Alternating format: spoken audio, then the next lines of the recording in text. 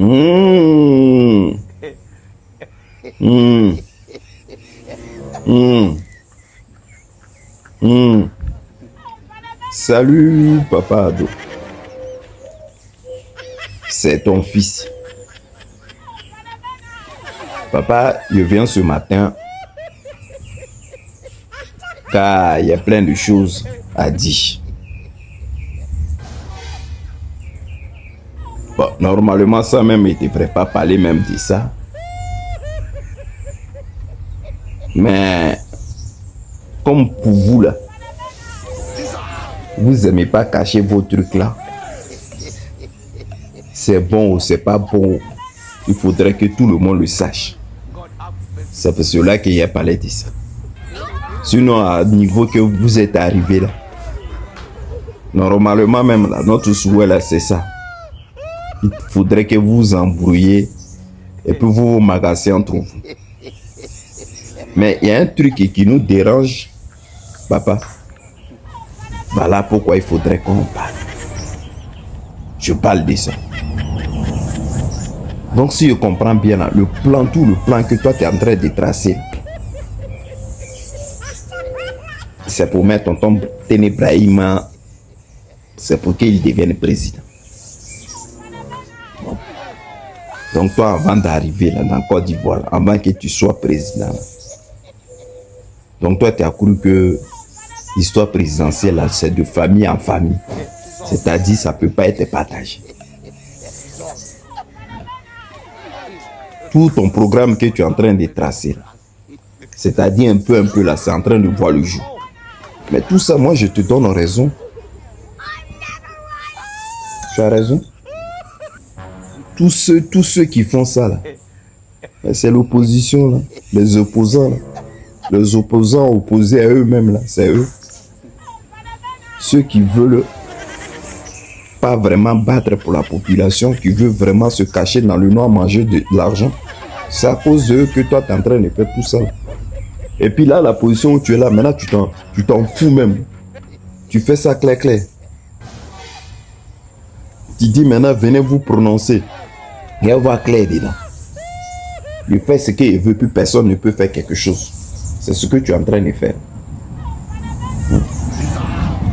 Donc papa, alors grande surprise, on dit non qu'il y a un grand froufrou entre Bitogo et Téné Brahima.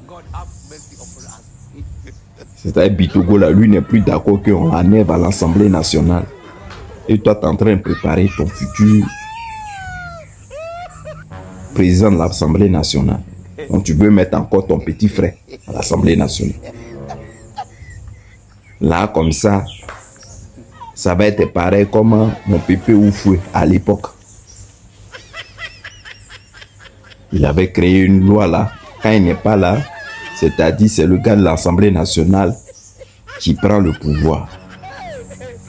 Donc je prends l'exemple du quand mon pépé Oufoué est mort, c'est mon papa Harry Konabédié qui a pris le pouvoir. Donc c'est la même chose que tu es en train de créer là. C'est-à-dire tu es en train de préparer ton petit frère au cas où tu n'es pas là demain, il va prendre le pouvoir. Donc c'est le froufrou là qui est entre Bitogo et lui. Et lui aussi il n'est pas d'accord. Vous êtes en train de vous babouiller là-bas. De toute façon, votre histoire de RDR là, c'est entre vous là-bas. Si vous voulez même là, faites sans sauter revenir. Nous, ça nous regarde pas. Mais il y a une chose qui nous regarde. Il faudrait que tu comprennes que le pouvoir là, c'est pas une histoire de famille. Que toi, tu as fini de gérer la Côte d'Ivoire, après tu vas passer ça à ton petit frère. Même si nous, on sait que matin, midi, soir, vous nous marchez là-dessus, mais on ne va pas accepter ça.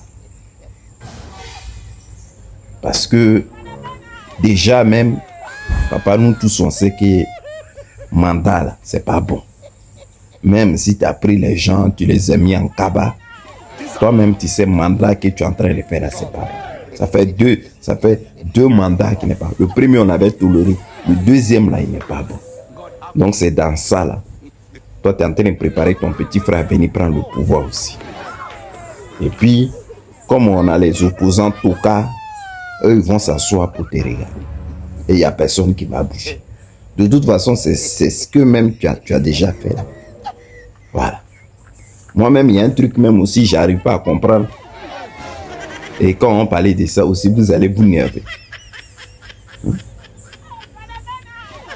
Mon pépé Soro là aussi. Autant de babou là, tu étais chaud, chaud, chaud. Maintenant, là, l'histoire de présentiel est finie.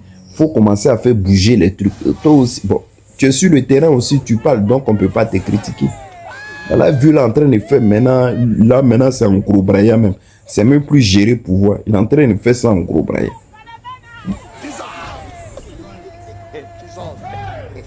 Il y a que le président Gbagbo, il n'a plus de force. Donc Soro, il faut sortir. Il faut remuer vieux là.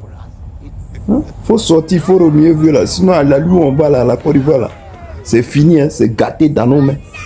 C'est gâté dans nos mains. C'est fini. Ah! Viens t'asseoir, tu deviens un président par décret. Maintenant, toi, tu te lèves, tu t'en fais jusqu'en 4 mandats. Et puis, on dit non, ton 4e mandat, là, ce que tu es en train de faire, c'est pas bon. Et puis, tu mets gros barrière pour mettre là-dessus. Et puis, tu dis à quelqu'un n'a qu'à parler pas. Et si quelqu'un prend, tu mets en prison. Jusqu'en t'allais, mais jusqu'en 2000 personnes. En prison. Parce qu'ils ont dit le 4e mandat n'est pas. Et puis, ils ont ouvert la bouche. Tu les as traités de terreaux.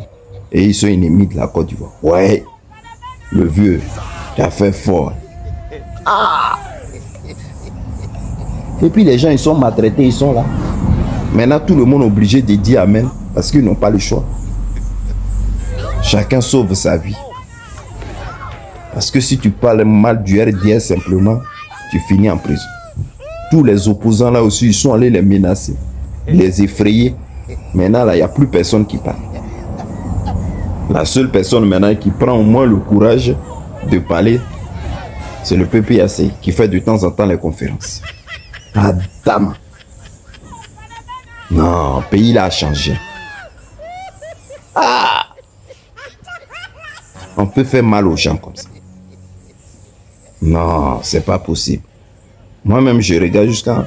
Maintenant, Adama Bitogo. C'est entre vous le RDL là.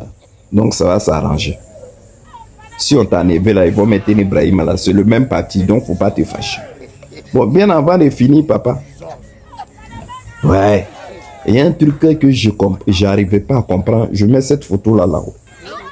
C'est pas le gars là, Ali Djarasuba.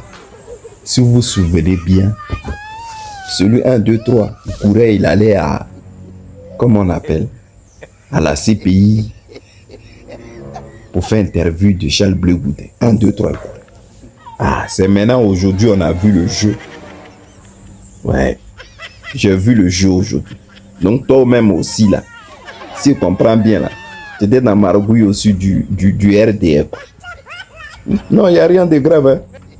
Mais il y a vu un truc quand même qui m'a fait penser que Blé Goudé là, dans le jeu qu'il est là,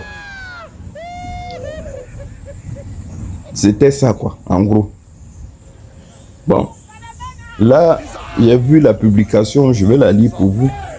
Ce mardi 6 janvier 2026, j'ai reçu à mes bureaux à Cocody M. Ali Djarasuba. Bon, celle qui parle là, c'est la première dame. Non, Jorima, ma première dame. Directeur d'information à la nouvelle chaîne. À cette visite de courtoisie en ce début année a été l'occasion pour M. Ali Djarasuba de me présenter ses vœux pour l'année 2026.